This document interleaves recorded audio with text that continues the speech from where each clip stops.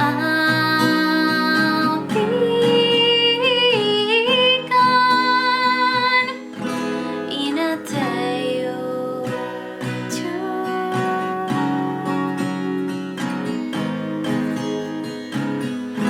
In a day or two.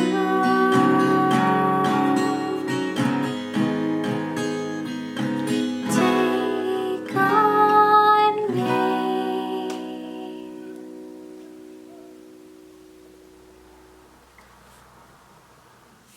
Hi everyone.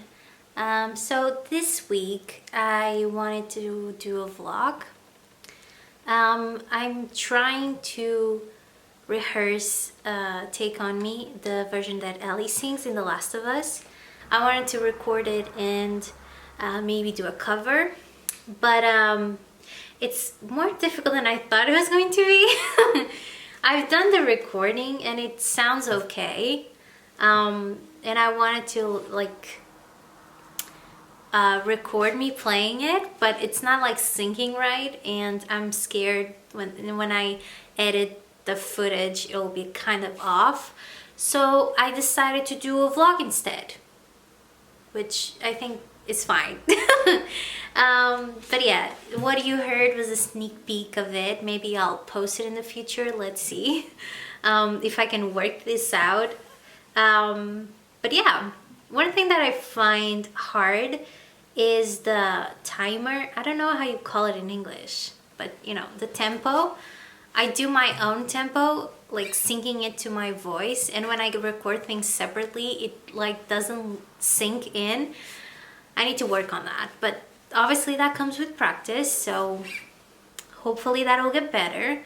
But yeah, how's your day going? Well, today's Sunday, and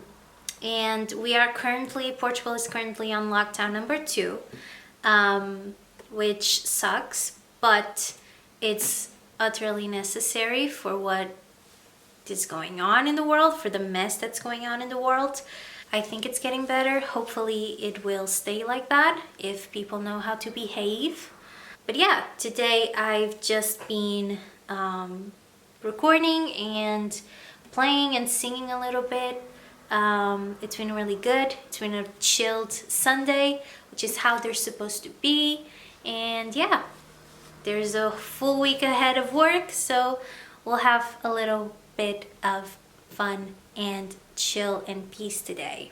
I'm not sure what I'm gonna do this week because again, we're in lockdown, but hopefully I can find something interesting to film, and you guys will know more about it because for you it's just a second, for me it's a whole day. So we'll see you there. In a day or two.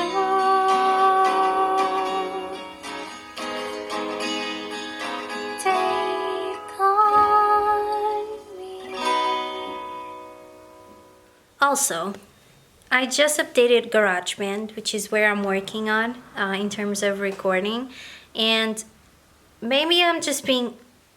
Oh, I am being dumb.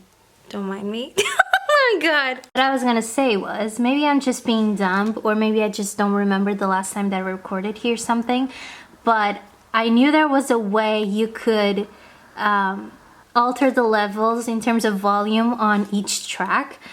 And throughout all day, I couldn't figure that out. And as soon as I talked to you, I saw these things. And well, let's just say I had an epiphany. Or not, or just a brain fart, you decide.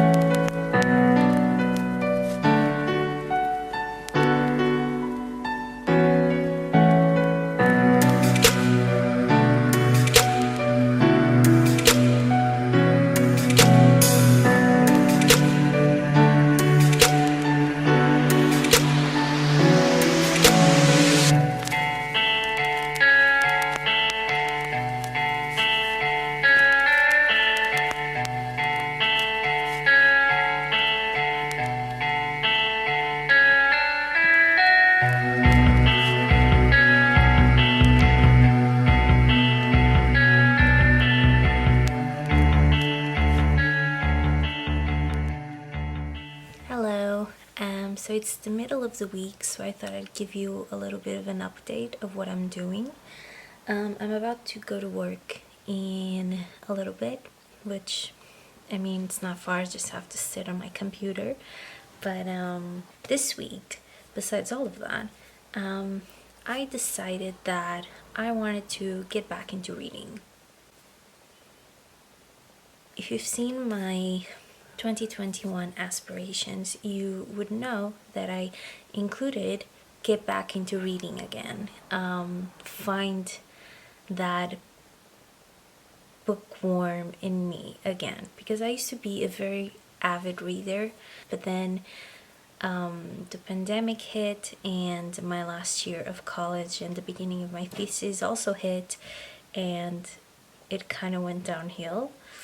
So I want to start again because it's something that I know it's very good for my mind. It's a hobby that I really like doing.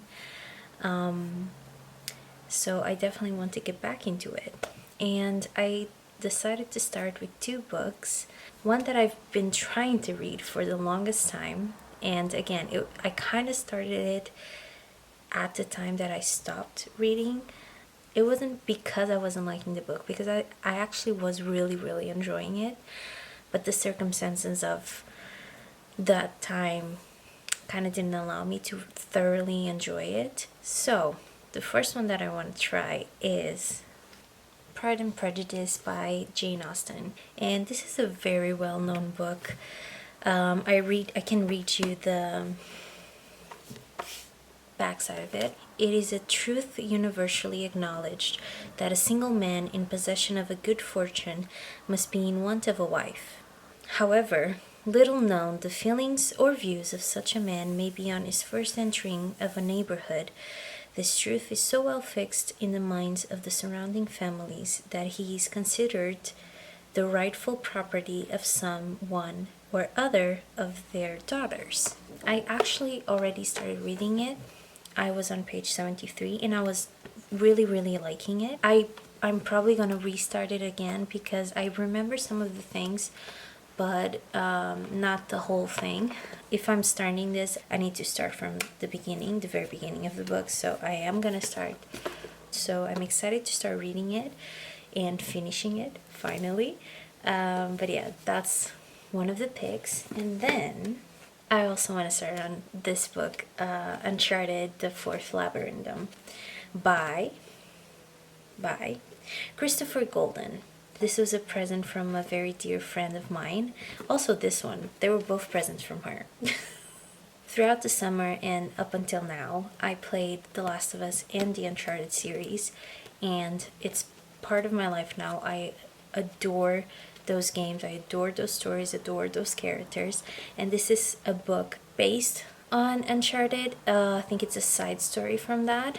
I don't know much about it, and honestly, I don't really want to know much about it until I start reading it.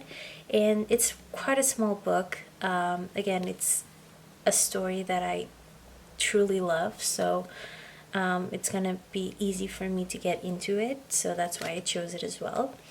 But yeah, I'm really, really excited.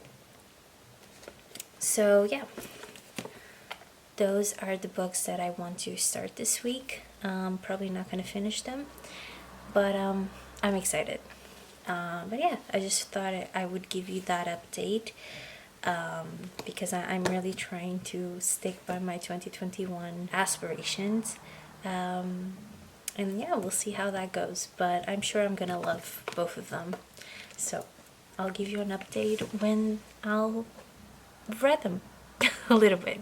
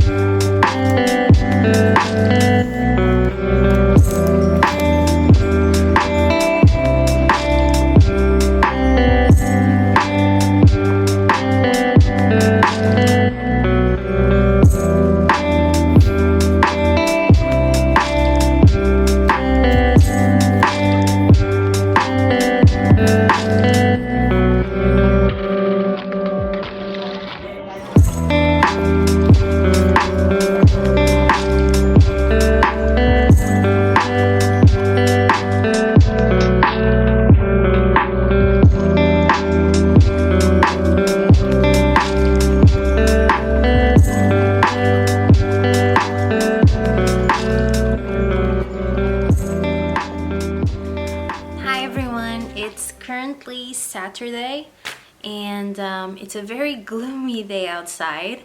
I love it. It's been raining a lot this past couple of days. They even sent out an alert because of the heavy rain that we've been getting. I was even thinking about filming next week's video today, but it's so gloomy. You can't really tell because I'm right in front of the window. But it's so dark in here, it feels like it's nighttime, so I don't think that's gonna be possible today, but that's okay. But I wanted to talk to you about other things that I've been doing. I started watching and finishing watching last week Bridgerton on Netflix. Well, what a ride. I'm not usually drawn to dramas or romance type of shows. They're not really my thing, but since everyone was loving Bridgerton so much, and some people even compared it to Downton Abbey, which that was a stretch, let me just say that. But because of all of those things, and I have a friend that really liked it and was trying to get me to watch it, that I decided to try it out. Now, I have some positives, but I do have some negatives. But let's start with the positives. So in terms of designing and costumes, sets, even the hair and makeup, I think it was really on point. They really nailed that part. The hairstyles were beautiful and the dresses as well. And I think they really fit in the time period that they were trying to portray. So I like that. Another thing that I also liked, but in contrast, which I know I was going to talk about the positives, but they just connect, okay? I really didn't like the soundtrack. I don't understand how you're trying to make a period TV show or Netflix show, whatever it is, and have the other part, the other design part, be so well connected with that time period, and then try to do like violin mess of versions of popular songs that exist today. It kind of broke the atmosphere for me. So I know it wasn't on all of the scenes, but they were very specific ones, and I didn't really like that part. And another thing that I liked, you can really tell that they tried to include a more diverse cast on several things, not just color, but body sizes, ethnicities, even sexual orientation. And what I liked most about those is that those things didn't define their characters. And what I mean by that is their only path in terms of character development and character actions or history or whatever, it wasn't defined by being a black guy or being a fat person. What happens a lot in Hollywood nowadays is that those characters merely exist in a story to make that conversation happen, which is not a bad thing, because it should happen, and especially now more than ever. But it shouldn't be the only reason they're there for, because it doesn't give them purpose. And I like that in this case, in the case of this series, the conversations were still there, but subtly, and more importantly, in the right spot, so to say. They had other things to do besides that. That's what I mean. That's what I'm trying to say. Diversity should always be included, and the conversations should always continue to be happening, because they still need to happen. But the characters that portray them, their only purpose shouldn't be just that, because there's more to a person than just being gay, or just being a black guy, or just being fat. There's a lot more that can come from that. They're people. That's what I mean. So I like that. But continuing there should be a lot more stuff. There should be a lot more depth that comes to these characters. Well, there wasn't a lot of that, was there? I thought most, if not all of the characters had very lack of personality. I didn't feel connected to any of them because I didn't know them. Does that make sense? And not only that, but the relationships that they all had with each other were so toxic.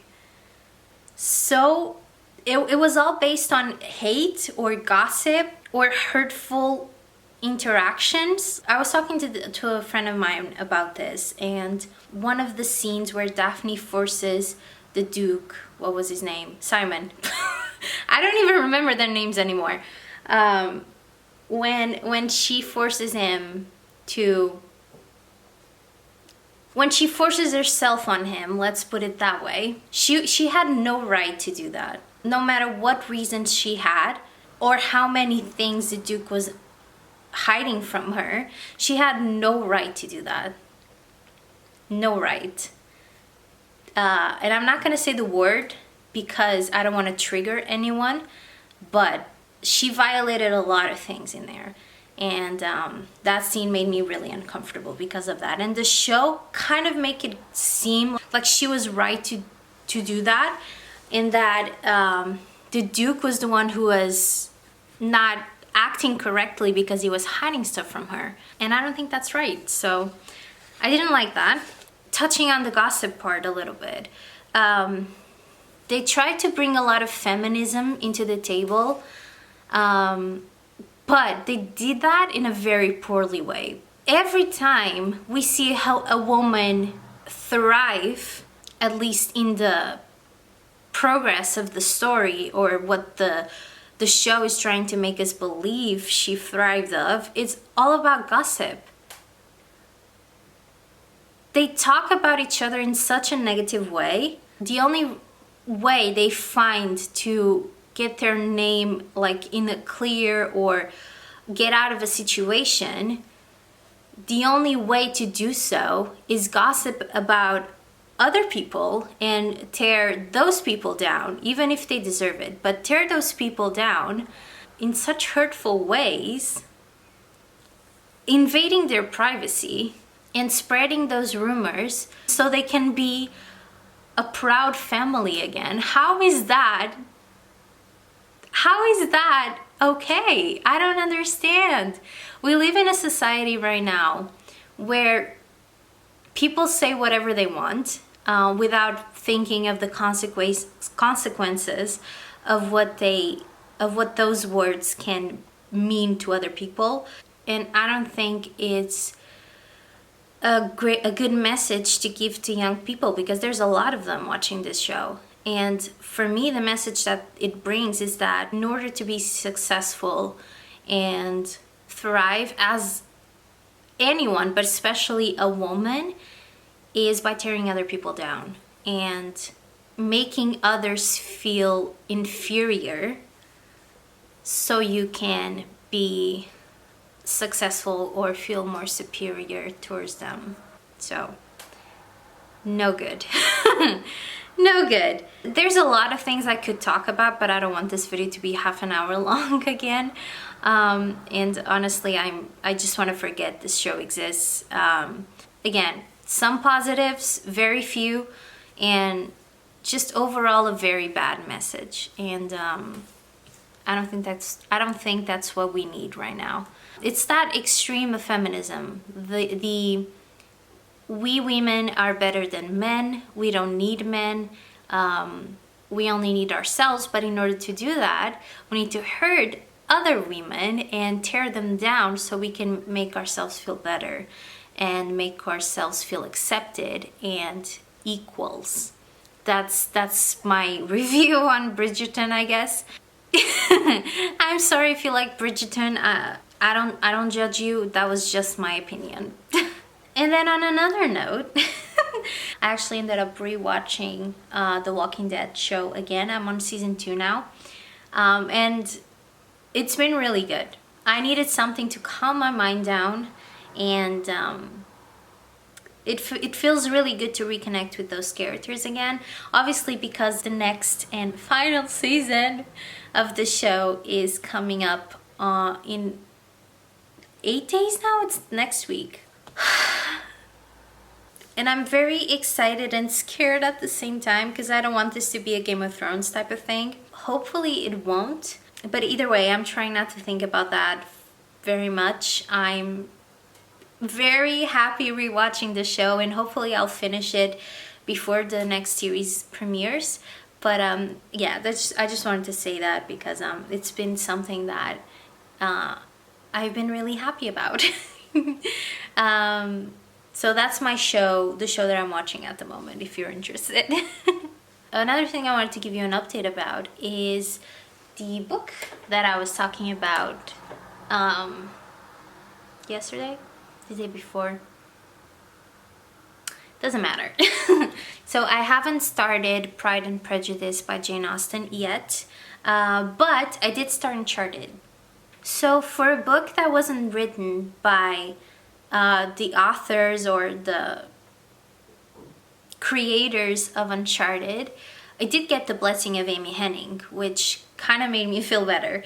But for a book that wasn't created by her, it actually feels a lot like Uncharted. It has the same feels in terms of characters, personality, especially like the Nate that they have in here feels like Nate Drake from Uncharted, from the games, which is very important because he has a very specific personality.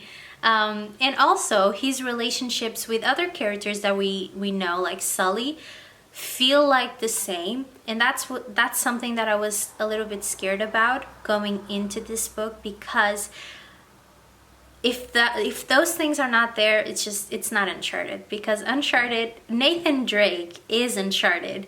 Nathan Drake, Sully, and Elena, they are Uncharted. And if that's not portrayed correctly, then we're just not in that world. But I've read not much of it, but the little that I have read, it feels like that, and that makes me happy and excited to read the rest of the book. And then the only other thing that I'm a little iffy about is it doesn't have Elena. At least I don't think it has. Reading the synopsis, she's not included, and I don't think she will be. If she does, forget I said this. I don't even know if this story is set before they met Elena, during, or after. And this came out in 2011, so I guess the third game is not in the picture in terms of connecting this story to the games. But again, I don't know if this happens before or after the first two Uncharted games. So I don't even know if Elaine is in the picture yet. But that's okay, I'll still read it. It has Sully, which is good, so yeah.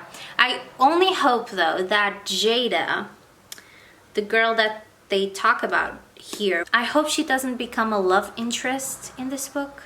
Because again, even if this is before Uncharted 1, I don't want Nate to be like a different woman in every port kind of guy, because I don't think that's him. And again, for me, Nate has to be with Elena. I tolerated Chloe's and Chloe's relationship because I actually really like Chloe. But it's Nate and Elena, not Nate and Jada or any other characters. So I just hope Jada is here to help solve the mystery that's happening and not be a love interest. That's all. But with that said, I do think I'm going to sign off now. So yeah, I hope you have a lovely day. I hope you enjoyed this vlog, and I hope you're having the loveliest of days. And if not, that's okay too. Things will get better, trust me. And I'll see you on my next video. Bye everyone.